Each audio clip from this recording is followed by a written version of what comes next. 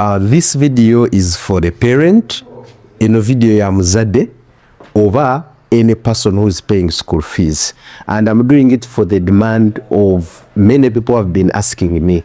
You know, parents are still wondering, even when they got results of UNEB last year, but they are still wondering what they mean. And today we are going to be having different series of how do I understand the way UNEB or schools are grading our learners. You know, back in the days, we used to have the older curriculum, which I'm actually going to focus on, talk about, but this time we are in the new curriculum is the one I'm talking about. So in the old curriculum, all of you remember that they actually used to evaluate us basing on what we know in our head. I mean, the amount of equations you can write. I mean, the number of formulas you can cram and be able to use to calculate a mathematical equation.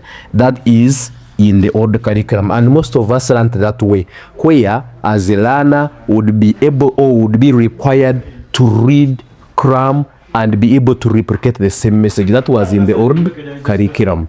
But when it comes to the new curriculum, learners are now being evaluated basing on what they are capable of doing. In other words, they learn the knowledge, but now we measure to what extent are these learners able to apply the knowledge they have been able to learn. And I remember in those days, in the old curriculum, they would give us distinctions. You remember D1s, you remember V2s.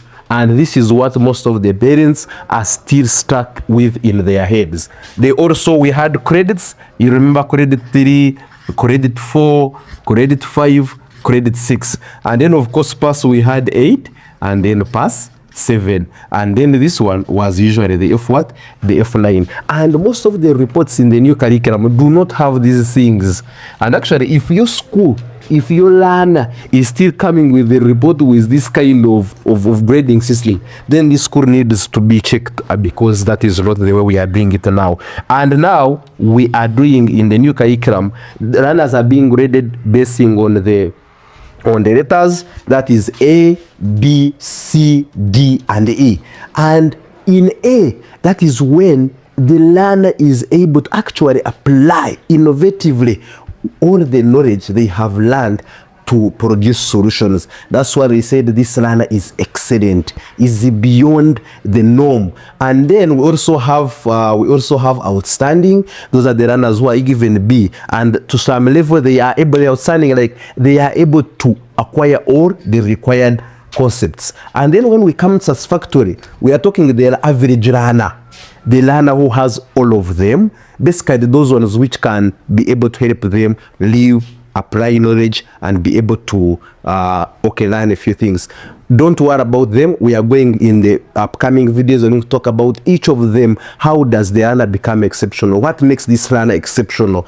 Then in the basic, this is a learner who has just have the minimum requirements, the minimum skills, the minimum knowledge for them to be able to proceed to another level. Now, elementary is the learner who is given E, and this learner has actually got or has obtained the below standard, the below basic. So in other words, this learner has not required enough skills, enough knowledge to be able to progress to another level. So those of you whose parents had learners with E and you have been able to take them to A level, I would advise that these ones should not have gone. So you should have at least a basic ones, but then satisfactory is better. So we had to tell learners that they should work towards the areas where they can get satisfactory or minimum requirements of the learning outcomes or the knowledge skills they are supposed to obtain in each and every subject.